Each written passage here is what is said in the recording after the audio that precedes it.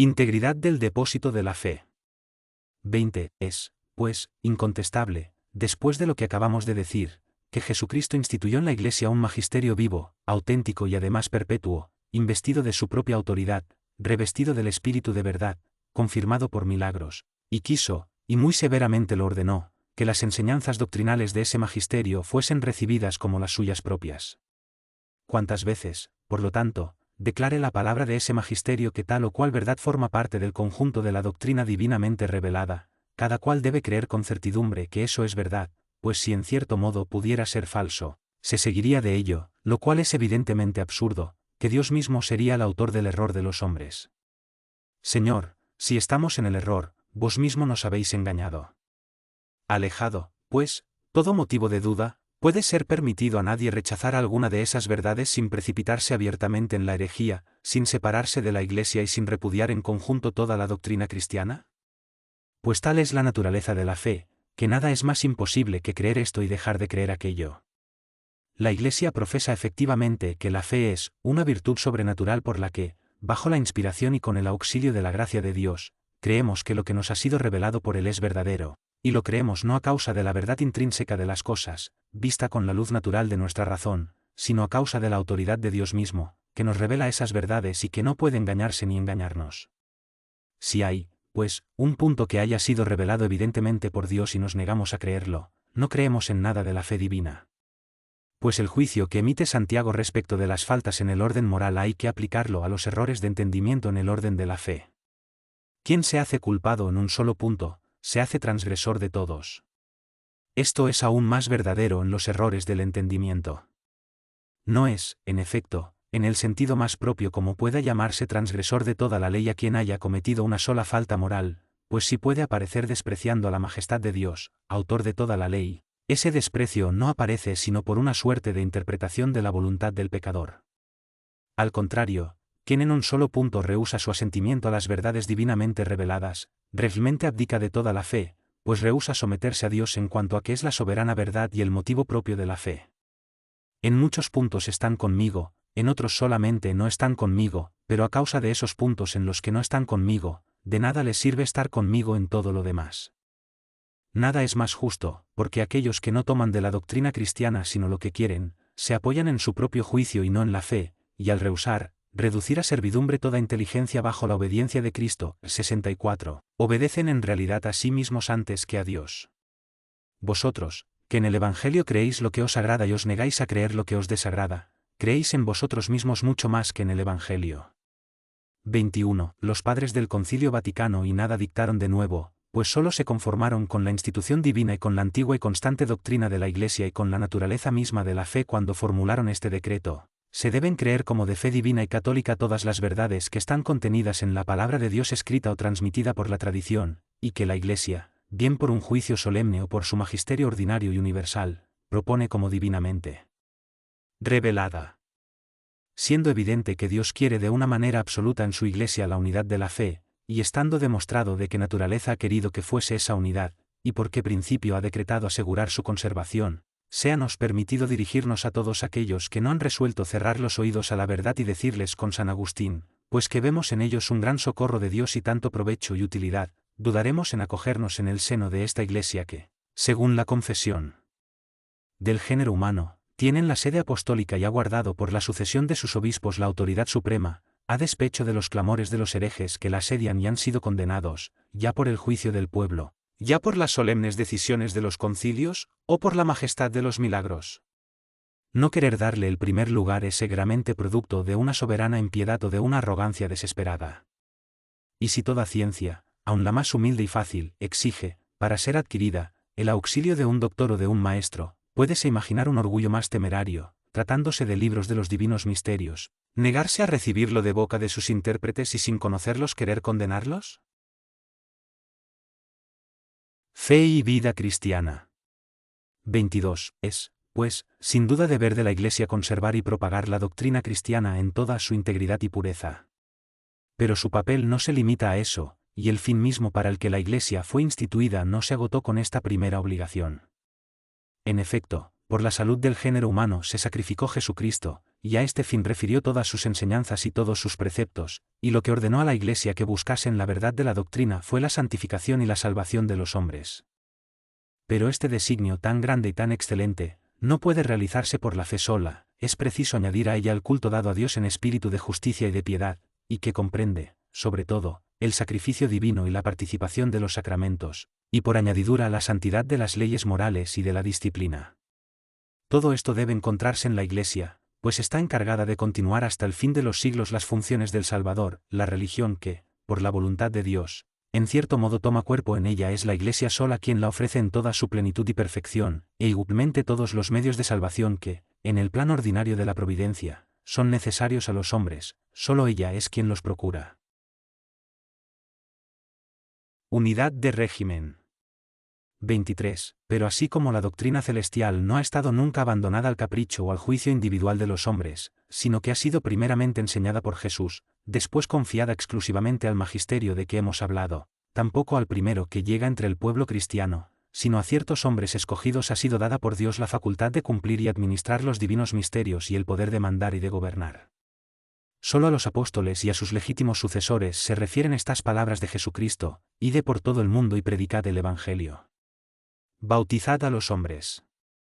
Haced esto en memoria mía. A quien remitierais los pecados les serán remitidos. Del mismo modo, solo a los apóstoles y a sus legítimos sucesores se les ordenó apacentar el rebaño, esto es, gobernar con autoridad al pueblo cristiano, que por este mandato quedó obligado a prestarles obediencia y sumisión. El conjunto de todas estas funciones del ministerio apostólico está comprendido en estas palabras de San Pablo: que los hombres nos miren como a ministros de Cristo y dispensadores de los misterios de Dios. De este modo, Jesucristo llamó a todos los hombres sin excepción, a los que existían en su tiempo y a los que debían de existir en adelante, para que le siguiesen como a jefe y salvador, y no aislada individualmente, sino todos en conjunto, unidos en una asociación de personas, de corazones, para que de esta multitud resultase un solo pueblo, legítimamente constituido en sociedad, un pueblo verdaderamente uno por la comunidad de fe, de fin y de medios apropiados a este, un pueblo sometido a un solo y mismo poder. De hecho, todos los principios naturales que entre los hombres crean espontáneamente la sociedad destinada a proporcionarles la perfección de que su naturaleza es capaz, fueron establecidos por Jesucristo en la Iglesia, de modo que, en su seno, todos los que quieran ser hijos adoptivos de Dios pueden llegar a la perfección conveniente a su dignidad y conservarla, y así lograr su salvación. La Iglesia, pues, como ya hemos indicado, debe servir a los hombres de guía en el camino del cielo, y Dios le ha dado la misión de juzgar y de decidir por sí misma de todo lo que atañe a la religión, y de administrar, según su voluntad, libremente y sin cortapisas de ningún género, los intereses cristianos. 24. Es, por lo tanto, no conocerla bien o calumniarla injustamente el acusarla de querer invadir el dominio propio de la sociedad civil o de poner trabas a los derechos de los soberanos. Todo lo contrario, Dios ha hecho de la Iglesia la más excelente de todas las sociedades, pues el fin a que se dirige sobrepuja en nobleza al fin de las demás sociedades, tanto como la gracia divina sobrepuja a la naturaleza y los bienes inmortales son superiores a las cosas perecederas. Por su origen es, pues, la Iglesia una sociedad divina, por su fin y por los medios inmediatos que la conducen es sobrenatural, por los miembros de que se compone, y que son hombres, es una sociedad humana. Por esto la vemos designada en las Sagradas Escrituras con los nombres que convienen a una sociedad perfecta. Llámasela no solamente casa de Dios, la ciudad colocada sobre la montaña y donde todas las naciones deben reunirse, sino también rebaño que debe gobernar un solo pastor y en el que deben refugiarse todas las ovejas de Cristo. También es llamada reino suscitado por Dios y que durará eternamente, en fin, cuerpo de Cristo, cuerpo místico, sin duda, pero vivo siempre, perfectamente formado y compuesto de gran número de miembros, cuya función es diferente, pero ligados entre sí y unidos. Bajo el imperio de la cabeza, que todo lo dirige. Y pues es imposible imaginar una sociedad humana verdadera y perfecta que no esté gobernada por un poder soberano cualquiera, Jesucristo debe haber puesto a la cabeza de la Iglesia un jefe supremo, a quien toda la multitud de los cristianos fuese sometida y obediente. Por esto también, del mismo modo que la Iglesia, para ser una en su calidad de reunión de los fieles, requiere necesariamente la unidad de la fe, también para ser una en cuanto a su condición de sociedad divinamente constituida ha de tener de derecho divino la unidad de gobierno, que produce y comprende la unidad de comunión. La unidad de la Iglesia debe ser considerada bajo dos aspectos. Primero, el de la conexión mutua de los miembros de la Iglesia o la comunicación que entre ellos existe, y en segundo lugar, el del orden, que liga a todos los miembros de la Iglesia a un solo jefe. Por aquí se puede comprender que los hombres no se separan menos de la unidad de la Iglesia por el cisma que por la herejía. Se señala como diferencia entre la herejía y el cisma que la herejía profesa un dogma corrompido, y el cisma, consecuencia de una disensión entre el episcopado, se separa de la Iglesia. Estas palabras concuerdan con las de San Juan Crisóstomo sobre el mismo asunto: digo y protesto que dividir a la Iglesia no es menor mal que caer en la herejía. Por esto, si ninguna herejía puede ser legítima, tampoco hay cisma que pueda mirarse como promovido por un buen derecho. Nada es más grave que el sacrilegio del cisma, no hay necesidad legítima de romper la unidad. El primado de Pedro. 25. ¿Y cuál es el poder soberano a que todos los cristianos deben obedecer y cuál es su naturaleza? Solo puede determinarse comprobando y conociendo bien la voluntad de Cristo acerca de este punto. Seguramente Cristo es el Rey eterno, y eternamente, desde lo alto del cielo, continúa dirigiendo y protegiendo invisiblemente su reino, pero como ha querido que este reino fuera visible, ha debido designar a alguien que ocupe su lugar en la tierra después que él mismo subió a los cielos. Si alguno dice que el único jefe y el único pastor es Jesucristo, que es el único esposo de la Iglesia única, esta respuesta no es suficiente. Es cierto, en efecto, que el mismo Jesucristo obra los sacramentos en la Iglesia. Él es quien bautiza, quien remite los pecados, es el verdadero sacerdote que se ofrece sobre el altar de la cruz y por su virtud se consagra todos los días su cuerpo sobre el altar, y, no obstante, como no debía permanecer con todos los fieles por su presencia corpórea, escogió ministros por cuyo medio pudieran dispensarse a los fieles los sacramentos de que acabamos de hablar, como lo hemos dicho más arriba, c. 74. Del mismo modo, porque debía sustraer a la Iglesia su presencia corporal, fue preciso que designara a alguien para que, en su lugar, cuidase de la Iglesia universal. Por eso dijo a Pedro antes de su ascensión: apacienta mis ovejas.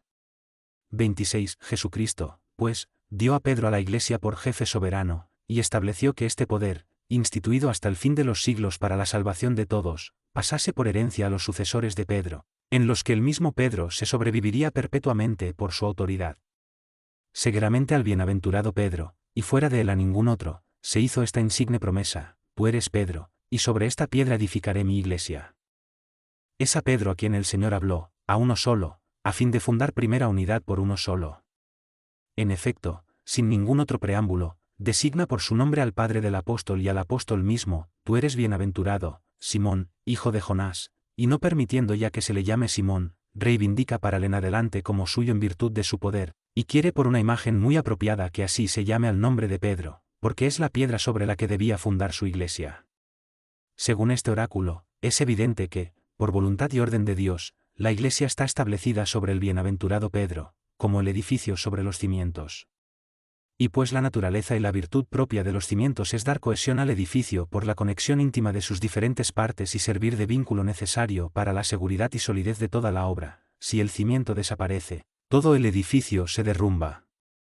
El papel de Pedro es, pues, el de soportar a la Iglesia y mantener en ella la conexión y la solidez de una cohesión indisoluble.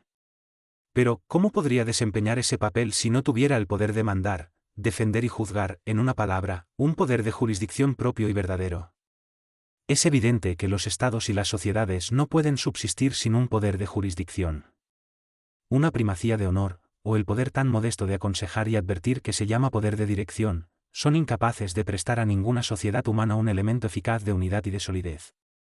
27. Por el contrario, el verdadero poder de que hablamos está declarado y afirmado con estas palabras: y las puertas del infierno no prevalecerán contra ella.